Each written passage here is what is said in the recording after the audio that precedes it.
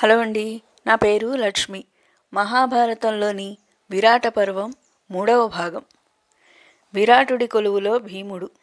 కొంత విరామం తర్వాత మహాబలశాలి భీమసేనుడు చురకత్తిని బిగించిన నల్లని వస్త్రం ధరించి కుడి చేతిలో గరిట ధరించాడు. ఎడమ చేతిలో శూలాలున్నాయి. లేడి చర్మం ఉత్తరీయంగా వేలాడుతుంది. ధర్మరాజు వెళ్ళిన దిక్కు కాకుండా మరో దిక్కు గుండా నగరంలోకి ప్రవేశించాడు. పూర్తిస్థాయి వంటవాడిగా విరాటుడి కొలువును సమీపించాడు. విరాటుడు అల్లంత దూరాన భీముణ్ణి చూశాడు. మహామదగజంలా వస్తున్నాడు. ఆ మహాశాలిని కనులార్పక చూస్తుండిపోయాడు. ఈ బలశాలి మహావంశంలో జన్మించి ఉంటాడు. మానవాకారంలో ఉన్న సూర్యుడో చంద్రుడో అయి ఉంటాడు, లేదా మహేంద్రుడా? విరాటుడు పరిపరి విధాలుగా పరికిస్తూ ఆలోచిస్తున్నాడు. భీముడు విరాటుడి వద్దకు వచ్చి నమస్కరించాడు. మహారాజులకు ప్రణామాలు. నేను 4వ జాతికి చెందిన వాడను. నాకు తెలిసిందల్లా అద్భుతమైన వంటలు చేయడం. ఆ విషయంలో నన్ను మించిన వారెవ్వరూ లేరు. నా పేరు వలలుడు. తగినంత తిండి బట్ట ఇస్తే చాలు. రుచికరమైన సమస్త వంటలు చేసి మిమ్ము మెప్పించి సేవించుకుంటాను. విరాటుడు భీముడి ఆకారాన్ని చూసి చెప్పాడు. చూస్తుంటే శూద్రుడిలా తోచటం లేదు. భూభారం అవలీలగా మోయగల ధీరుడిగా కానవస్తున్నావు. చక్కటి తగు వాహనం ఇస్తాను. గజ సముదాయాన్ని పర్యవేక్షించే తగు పదవి ఇస్తాను. వలలుడు విరాటుడి ప్రతిపాదనను తిరస్కరించాడు. రాజా, మన్నించాలి. గజాధీశ్వర పదవి నాకు అవసరం లేదు. బహు వంటలతో ఎంతోమంది రాజులను అలరించిన నాకు అట్టి పదవి అవసరం లేదు. పాకచాతుర్యంతో ధర్మరాజునే మెప్పించిన వాడిని. వేరొక పదవి పనివి చేసిన నా పాకశాస్త్ర పరిజ్ఞానము మందగించవచ్చును. కాన తమరు దయతో నాకు ఆ కార్యమును చేయమని చెప్పినా ఆనందముగా చేయగలను. కాదన్న నేను మరొక చోటును వెతుకుకొనగలను. పాకశాస్త్ర ప్రావీణ్యమేగాక ఎంతటి మల్లయోధుడినైనా చిత్తు చేయగల ప్రావీణ్యం ఉన్నది. అవసరమైనప్పుడు తమ ఆజ్ఞతో ఎంతటి మల్లయోధుడినైనా కూల్చివేయగలను. విరాటుడు ఆనందంగా చెప్పాడు. మహాబలశాలి, నీ రూపానికి తగ్గ పదవి ఇవ్వాలనుకున్నాను, కానీ వద్దన్నావు. నీవన్నట్టే కాని పాకశాలనే పర్యవేక్షించుము. వంటశాల వాళ్లంతా నీవు చెప్పినట్టే నడుచుకుంటారు. విరాటుడి మాటలతో భీముడు సంతృప్తి పడ్డాడు. విజయుని ప్రవేశము. అర్జునుడు వేరొక దారిలో పేడి రూపంలో విరాటుడి కొలువుకి బయలుదేరాడు. చక్కటి చీర సింగారింపు, హొయలు గొలుపుతూ నడక. ఆ నడకలో ఆడతనం కానీ ఆడపొలిక కానరాదు. ఒకంత రాజసము. విరాటుడు అర్జునుడిని ఆ రూపంలో చూడగానే ఒకంత ఆశ్చర్యపడ్డాడు. విరాటుడి కొలువులోకి వచ్చిన ఆ వనితను అంతా చూశారు. రూపంలో నపుంసకత్వం, నడకలో ఏదో తెలియని రాజసం. తమకు వినోదం కలిగించటానికి ఎవరో మహానుభావుడు ఇలా చేస్తున్నాడేమో అని సందేహిస్తూ చూస్తున్న విరాటుడికి నమస్కరించి చెప్పాడు. మహారాజులకు నమస్కారం. నా పేరు బృహన్నల. అంతఃపుర స్త్రీలకు ఆటపాటలు నేర్పుతాను, అలంకరణలు చేస్తాను. విరాటుడు పరిశీలనగా పరికించాడు. బృహన్నల, ఆజానుబాహులతో, చక్కటి విశాల వక్షస్థలంతో, చూడచక్కని తామర రేకుల వంటి కన్నులతో, సుందరమైన నకుమోముతో మన్మధుడిని మరిపిస్తున్నావు. అంతటి అందము చందము ఉన్న నిన్ను నపుంసకుడిని చేశాడే ఆ బ్రహ్మదేవుడు. నీకు కడు రమ్యమైన బాణాలు కవచాలు ఇచ్చి సత్కరించాలని ఉంది. ధనమున్నవాడిగా చేయాలని ఉంది. కానీ నీ రూపచేష్టలు భిన్నంగా ఉన్నవి. విరాటుడితో అర్జునుడు చెప్పాడు. రాజా, నాలో పరిపూర్ణ ఆడతనం లేదు. ఓ శాపం వల్ల ఇలా అయ్యాను. కర్మను తప్పించుట ఎవరి వల్ల కాదు. ఆ శాపం వల్ల ఏ పని నేర్చుకోలేకపోయాను. దండలాసకం, కుండలి, ప్రక్కణం, ప్రేరణం సంపూర్ణంగా నేర్చుకున్నాను. వాద్యాలను బాగా వాయించగలను. గీతాలు గతులు తెలుసు. అన్ని అభినయాలు తెలుసు. నాట్యం ఏమాత్రం రానివారినైనా చక్కటి నాట్యగత్తెలుగా చేస్తాను. నాట్య ప్రదర్శనకు ముందు అలంకరణ చేయుటలో నాకు నేనే సాటి. విరాటుడు అర్జునుడి వంక చూశాడు. పేడివేషంలో మోసమేమన్నా ఉన్నదేమో చూశాడు. సందేహించడానికి ఏమీ కనపడలేదు. అందెల గల్లు గల్లులతో ఉదయిస్తున్న యవ్వన కన్యలా ఉండే ఉత్తరకు బృహన్నలతో నాట్యం నేర్పించాలనుకున్నాడు. బృహన్నలకు ఆ విషయమే చెప్పాడు. మహారాజా, త్వరలోనే మీ లతాంగికి మెరుపు మెరుపు కలిసినట్టు నాట్యం చేసేలా చేసి మీకు ఆనందం కలిగించేలా చేస్తాను. విరాటుడు కర్పూర తాంబూలాలను సమర్పించాడు. బృహన్నల, ఉత్తర నా బహిప్రాణం. సదా చెలులతో ఆటపాటలతో గడిపి వినోదిస్తుంది. విద్యాశిక్షణ అన్న పరాకున పడిన బాల్యక్రీడలపై శ్రద్ధ ఇష్టాలు తగ్గించి మైమరపించి నృత్యకళపై మమకారం పెంచవలెను. బృహన్నల విరాటునకు నమస్కరించి ఉత్తర అంతఃపురానికి వెళ్ళాడు పరిచారికలతో. ఉత్తరతో సఖ్యంగా సంభాషించాడు. ఈలోగా నకులుడు విరాటుడి కొలువులో ప్రవేశించాడు. అశ్వపరిపాలక భాషలోంచి విరాటునకు అల్లంత దూరంలో నిల్చున్నాడు. విరాటుడి కొలువులో నకులుడు. సూర్యభగవానుడి తేజస్సుతో సుందరమైన రూపంతో ఉన్న నకులుడిని చూశాడు విరాటుడు. చూసిన కొద్దీ చూడాలనిపించే అందగాడు. అప్పుడే రాజాజ్ఞతో కొలువులోకి గుర్రాలను తెస్తున్నారు. నకులుడు వాటిని పరీక్షగా చూస్తున్నాడు. మంత్రులారా, అతడెవ్వరు? అతను గుర్రాలను పరీక్షిస్తున్న తీరు అశ్వశాస్త్రంలో ఎంతో నైపుణ్యం ఉన్నట్లు కానవస్తోంది. సుందర రూపానికి తగ్గ వీరుడి వలె ఉన్నాడు. సహజ పరాక్రమవంతుడిగా అగుపిస్తున్న ఇతని గూర్చి మీకెవరికైనా తెలిసి ఉంటే ముందే నాకు విన్నవించండి, లేదా వెళ్ళి విచారించండి చెప్పాడు విరాటుడు. విరాటుడు అటులంటుండగానే నకులుడు భక్తిపూర్వకంగా వినయంగా వంగి నమస్కరించాడు. దేవా, నేను అశ్వశిక్షణలో ఎంతో నేర్పు పొందాను. తమరు అనుగ్రహిస్తే వాహనాలైన తమ గుర్రాలను కడు జాగ్రత్తగా చూసుకుంటాను. నా పేరు దామగ్రంథి. అశ్వలక్షణాలన్నీ అవపోసన పట్టాను. ఏ గుర్రాన్నైనా చూసి చూడగానే ఆయుః ప్రమాణంతో పాటు నేర్పు శక్తి చెప్పగలను.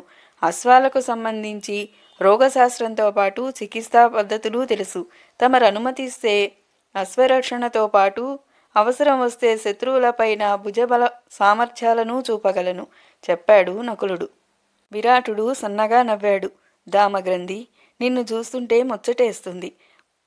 మహారాజ్యానికే రాజుగదగు లక్షణాలు ఉన్నాయి. అంతటి నీవు అశ్వపరిపాలక పదవిని కోరుతున్నావు. నీకై నేను చక్కటి పదవిని ఇస్తాను. నా రాజ్యపాలన భారం వహించు చెప్పాడు విరాటుడు. రాజా, మన్నించాలి.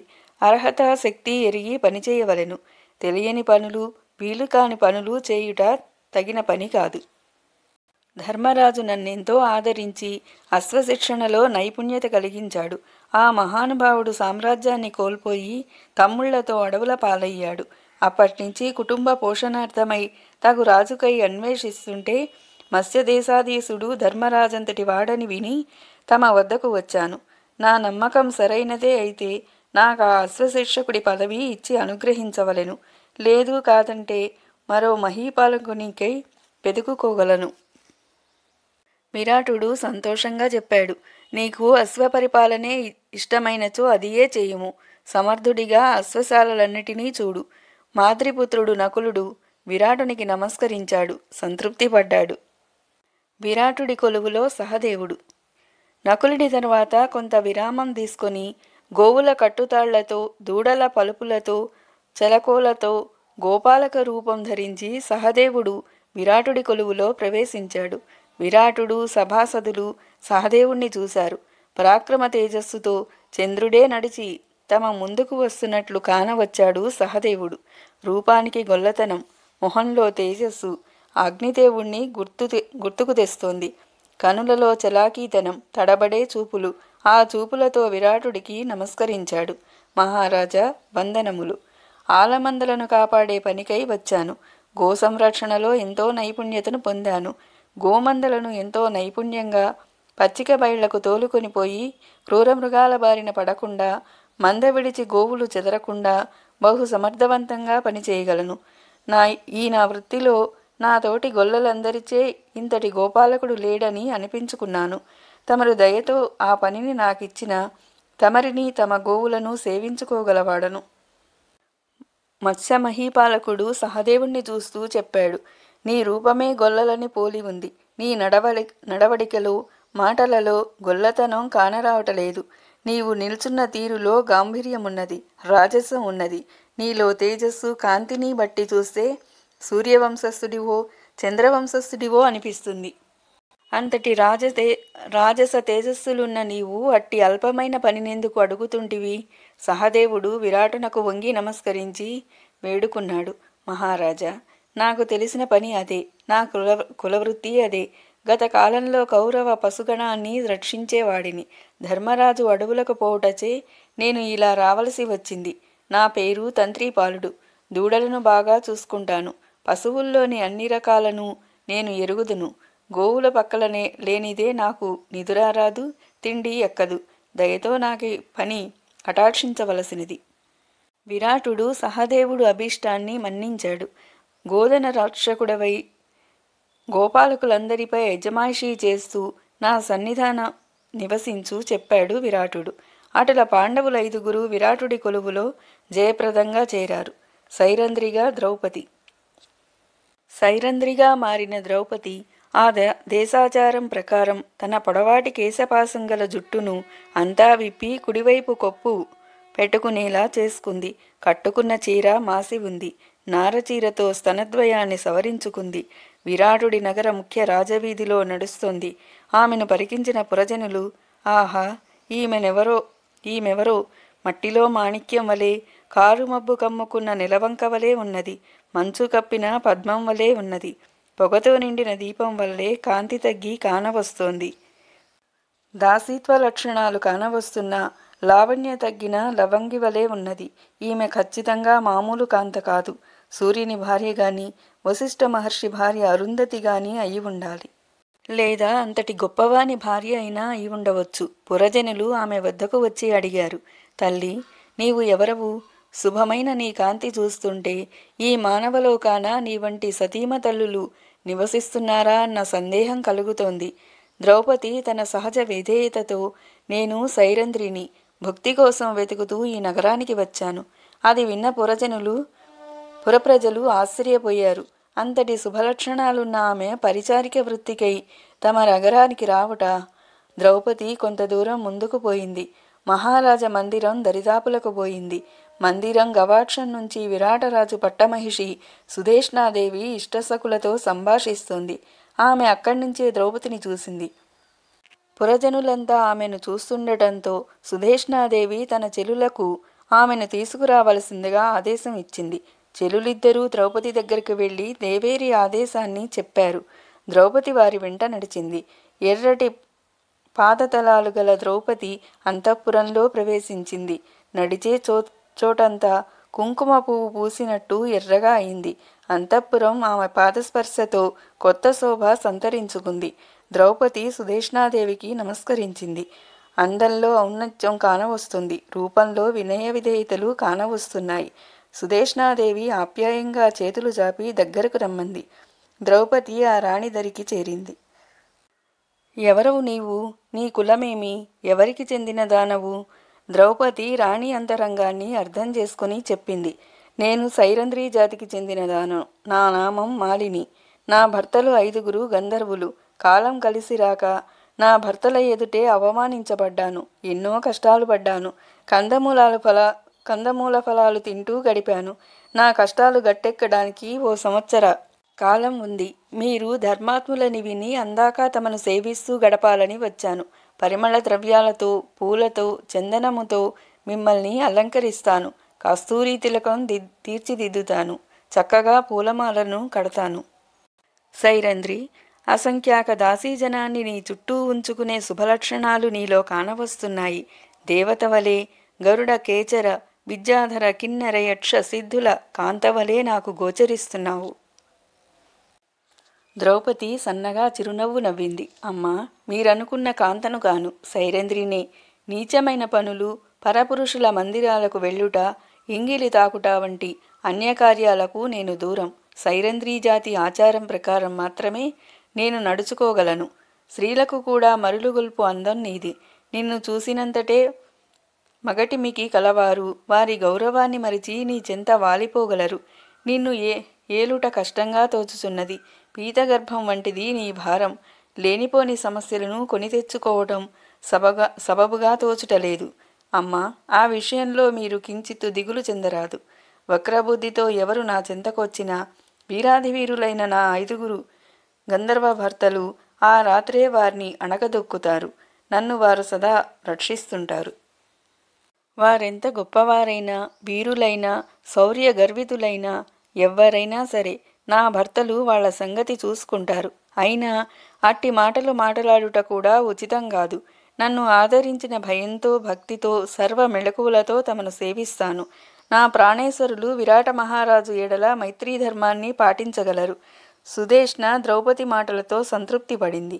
ద్రౌపదిని తన నెచ్చెలిగా నియమించి ప్రకటించింది. ద్వితీయాశ్వాసము. విరాటుడి కొలువులో పాండవులు చేరిన తర్వాత మహాభారత గాథను వైశంపాయనుడు జనమేజయునకు చెప్పటం ప్రారంభించాడు. పాండవులంతా తమ ధర్మాలను ఎంతో నిష్ఠగా పద్ధతిగా పలువురు వారిని మెచ్చుకునేలా చేయసాగారు. ధర్మరాజు తన ధర్మబుద్ధితో అనేక విషయాలు చెబుతూ చక్కటి ఆహ్లాదకరమైన వినోదం అందిస్తూ అందరినీ అలరించసాగాడు. జూదంతో గెలిచిన ధనాన్ని తమ్ములకు ఇస్తూ సంతోషపెడుతూ ఉన్నాడు. భీముడు వంటవాడిగా మిగిలిన మాంసాన్ని అమ్మే మిషతో తమ్ముళ్లకు అందించేవాడు. విజయుడు బృహన్నల రూపంలో హొయలలకబోస్తూ ఉత్తరకు నాట్యం నేర్పుతూ అనేక కానుకలు పొందుతూ వాటిని తమ్ములకు అన్నలకు ఇచ్చేవాడు. సహదేవుడు నకులుడు వారి వారి ధనాన్ని ఇచ్చేవారు. సహదేవుడు అగ్రజులను మధుర క్షీరధారలతో సంతృప్తి కలిగించేవాడు. అట్లు పాండవులు 6 గుణాలైన ఓర్పు, జంకు, వినయం, ధర్మం, మెళుకువ, సత్ప్రవర్తనలతో అజ్ఞాతవాసం చేస్తున్నారు. విరాటుడు కొలువు తీరి ఉండగా అనేక దేశాలు తిరిగి విజయం సాధించి వచ్చిన మల్లయోధుడు సవాలు విసిరాడు. బలశాలి అయిన మల్లయోధుడు విరాటునకు నమస్కరించి నలుదిశలా ప్రతిధ్వనించేలా భుజాలు జరుస్తూ చెప్పాడు.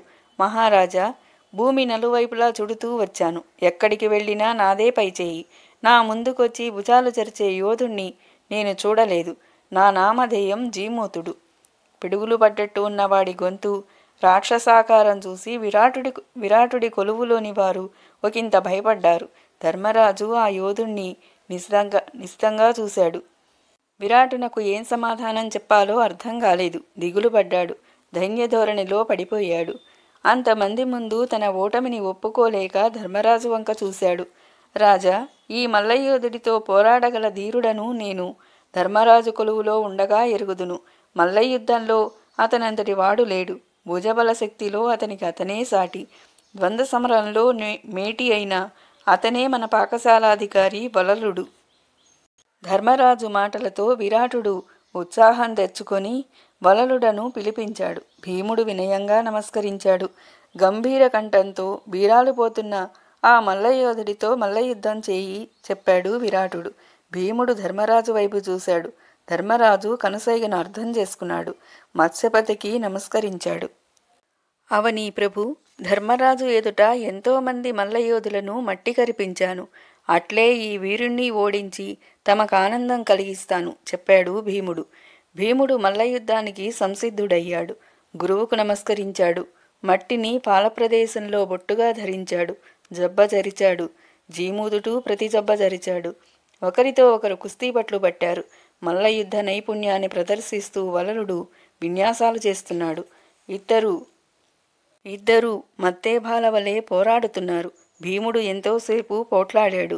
ప్రజలకు రాజుకు ఆనందం కలిగించాడు. వెంటనే చంపకుండా క్రింద పడ్డాడు. మళ్లీ పైకి లేచి ముష్టిఘాతాలతో ఊపిరాడకుండా కొట్టి జీమూతుడి దట్టి పట్టుకుని పిడిగుద్దులు కురిపించాడు. జీమూతుడు ముక్కులోంచి నెత్తురు రాగా హాహాకారాలు చేశాడు. భీముడు జీమూతుడిని విరిచేశాడు. అంతా హర్షధ్వానాలు చేశారు. విరాటుడు వలలుడునకు ఆనందంగా అనేక కానుకలిచ్చాడు. ఆపై భీముడు ఆ ధనాన్ని యాచకులకు ఇచ్చాడు. పాంచాలితో కలిసి పాండవులు విరాటుడి కొలువులో అందర్నీ మెప్పిస్తూ ఎవ్వరినీ నొప్పించక అందరికీ ప్రీతిపాత్రులై చాకచక్యంగా సంచరిస్తున్నారు.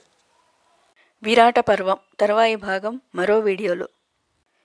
మీకు మా వీడియో నచ్చినట్లయితే లైక్ చేయండి, షేర్ చేయండి, కామెంట్ చేయండి, అలాగే సబ్స్క్రైబ్ చేయండి. Thank you all.